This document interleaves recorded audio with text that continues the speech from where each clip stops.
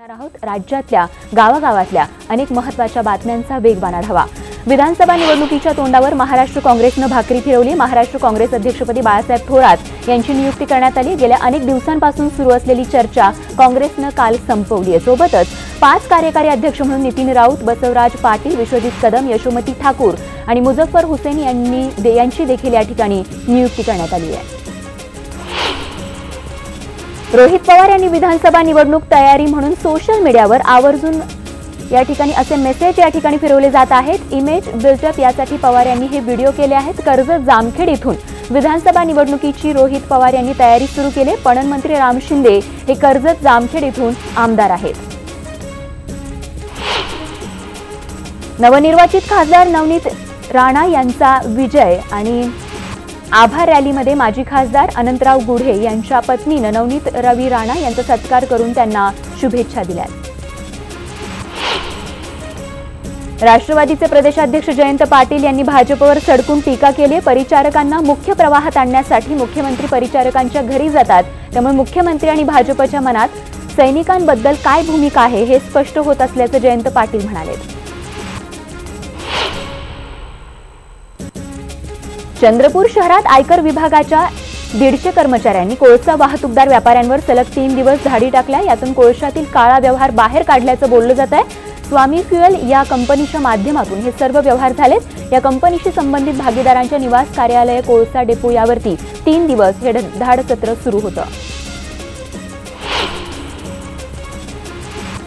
संपूर्ण राज्यामध्ये खळबळ माजवणाऱ्या कोपर्डीत घडलेल्या दुर्घटनेला काल 3 वर्ष पूर्ण झाली आणि त्याच निमित्तानं परभणीत पीडितेला श्रद्धांजली अर्पण करण्यात आली।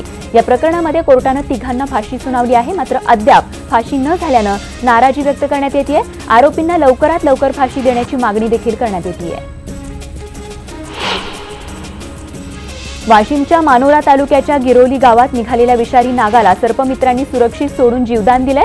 विजय नवरे यांच्या घरात नाग जातीचा या ठिकाणी साप निघाला होता। सर्पमित्रांना माहिती मिळाल्यावर मानद वन्यजीव रक्षक गौरव कुमार इंगळे यांच्या मार्गदर्शनात या नागाला वनक्षेत्रात सोडून देण्यात आलाय। नागपूर शहरातून फिरण्यासाठी आलेल्या 2 LIC एजंट मित्रांचा हिंगणा तालुक्यातील मोहगाव झिलपी या तलावात बुडून मृत्यू झालाय।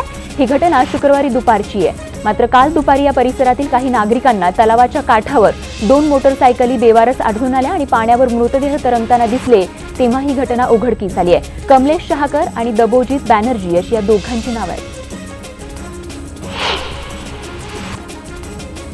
केवळ आषाढी वारी आणि कार्तिकी वारीपुरतं नियोजन न करता पंढरीत 12ही महिने येणाऱ्या भाविकांसाठी कायमस्वरूपी विकासाचा आराखडा तयार केला जाणार आहे। जिल्हाधिकारी डॉक्टर राजेंद्र भोसले यांनी बोलताना हे मत व्यक्त केलंय।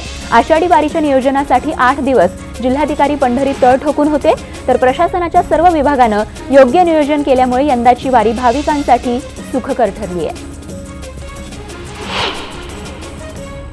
चिखलदरा इथून पर्यटन करून परत येत असलेले पर्यटक यांचा अमरावतीच्या आसेगाव चांदूर बाजार वळणावरती भीषण अपघात झाला। अपघातात महादेव संतोष टिपले हा व्यक्ती जागीच मृत्युमुखी पडलेला आहे, तर एकूण 7 जण गंभीर जखमी झाल्याची देखील माहिती मिळते। जखमींना तात्काळ अमरावती ग्रामीण रुग्णालयात हलवण्यात आले आहे। भुसावळ इथल्या तापी नदीमध्ये 2 युवकांचा मृत्यू झालाय। हे दोन्ही युवक यावल तालुक्यातल्या पाळळसे इथले रहिवासी होते। तापी नदीच्या पात्रात यावल इथून मित्रांसमवेत आलेल्या जयेश नारायण झोपे आणि प्रेम चंद्रशेखर चौधरी या तरुणांचा पाण्यात बुडून दुर्दैवी मृत्यू झालाय। तसंच या दोघांना वाचवण्याच्या प्रयत्नात इतर 2 मित्र पाण्यात उतरले होते, मात्र त्यांना बुडता बुडता वाचवण्यात यश आलंय। त्यांच्यावर सध्या उपचार सुरू आहे। राष्ट्रवादी काँग्रेस आणि काँग्रेसचे आमदार भाजपच्या वाटेवर असतील ते जातील असं राष्ट्रवादी काँग्रेसचे नेते अजित पवार यांनी स्पष्ट केले। काँग्रेसमधून भाजपत दाखल झालेल्या राधाकृष्ण विखे पाटील यांनी काँग्रेस आणि राष्ट्रवादी काँग्रेसचे आमदार संपर्कात असल्याचं वक्तव्य केलं होतं। त्याला प्रत्युत्तर देताना अजित पवारांनी भाजपच्या वाटेवर असणाऱ्यांना म्हणण्यापेक्षा त्या आमदारांची नावं जाहीर करा असं आवाहन केलंय। भागवत संप्रदायाचा वारसा गोव्यातही तन्मयतेने जपला जातोय, पण इथली पद्धत खास गोमंतकीय आहे। गोव्यातल्या माशेल इथे आषाढी द्वादशीला वैष्णवांचा मेळा पांडुरंग नामात दंग होत चिखल काल्यात रंगून जातो। शेकडो वर्षांच्या या परंपरेत हजारो भाविक चिखल काल्यात नाचत गात कृष्ण क्रीडांचा आनंद लुटतात। नाशिकच्या गंगापूर रोड परिसरात पुन्हा एकदा रुंगटा ग्रुप या बांधकाम साईटवरती मजुराचा मृत्यू झाल्याची घटना घडली। सकाळी मजुराचा पाय घसरून तो खाली पडला आणि यानंतर त्याला तातडीनं जवळील खासगी रुग्णालयात दाखल करण्यात आलं। मात्र उपचारांदरम्यान बबलू मंडल या मजुराचा मृत्यू झाला। या प्रकरणी पोलिसांनी घटनास्थळी भेट देत या अपघाताविषयी माहिती घेतली आहे।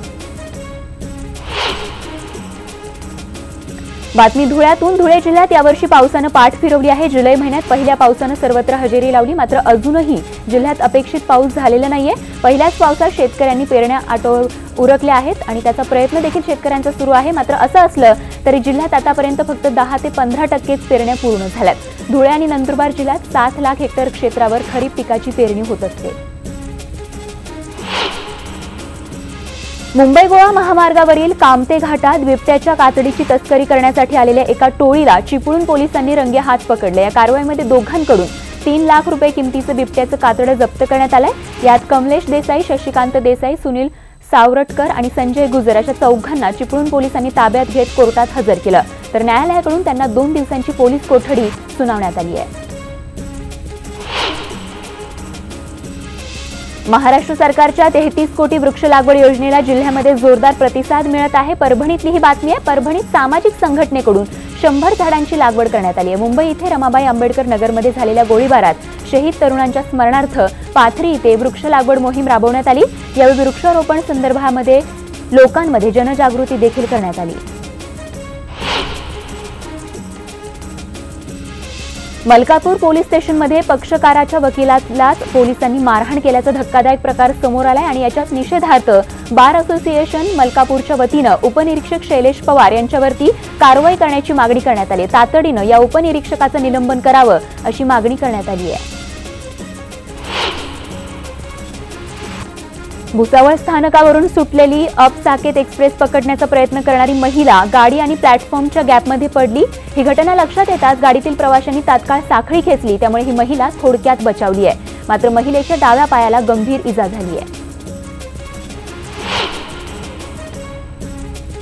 हिंगोलीतील कुरुंदा परिसरातील मोबाईलच्या दुकानात चोरी झाली आहे। अज्ञात व्यक्ती तोंडाला रुमाल बांधून मोबाईल खरेदी करण्याच्या बहाण्यानं दुकानात शिरला।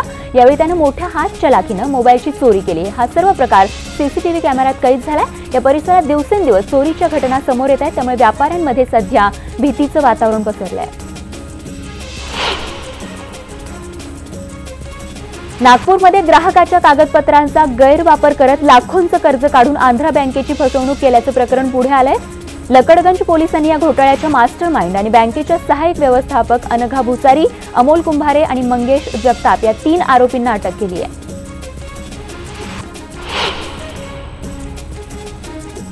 दोन्ही किडन्या व्यवस्थित असताना देखील डॉक्टरांनी एका तरुणावर डायलिसिसची प्रक्रिया केल्याची धक्कादायक बाब समोर आली। पिंपरी चिंचवड महानगरपालिकेतर्फे चालवल्या जाणाऱ्या यशवंतराव चव्हाण रुग्णालयात हा धक्कादायक प्रकार घडल्याचा आरोप संबंधित तरुणाच्या नातेवाईकांनी केला आहे।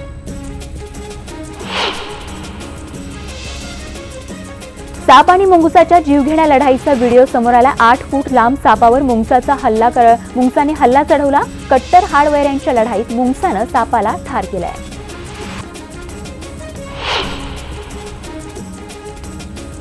हरिपूर इथल्या कृष्णा आणि वारणा या 2 नद्यांच्या संगमावर शुक्रवारी सायंकाळच्या सुमारास 12 ते 14 फूट लांब 2 मगरींचं दर्शन झालंय।